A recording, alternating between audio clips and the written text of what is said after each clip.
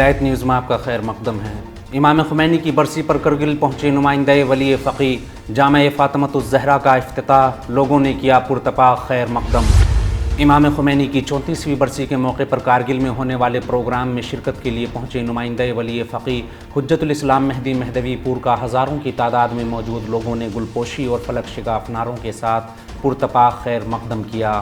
ہندوستان میں ولی فقی حضرت آیت اللہ العظمیٰ خامنئی کے نمائندے حجت الاسلام مہدی مہدوی پور کے کارگل پہنچنے پر ہزاروں لوگوں نے فلک شگاف نعروں کے ساتھ اپنے مہمان کو خوش آمدید کہتے ہوئے رہبر انقلاب اسلامی اور اسلامی ایران کے لیے اپنی بھرپور حمایت اور محبت کا اظہار کیا۔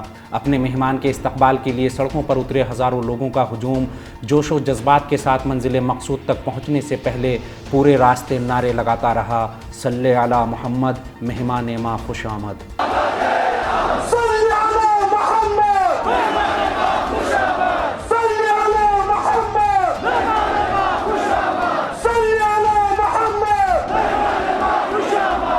کارگل سفر کے دوران حجت الاسلام مہدی مہدوی پور نے نور بخشیہ مسجد کا دورہ کرنے کے ساتھ ہی امام خمینی میموریل ٹرسٹ کے جامعۃ الزہرا کی نئی عمارت کا افتتاح بھی کیا۔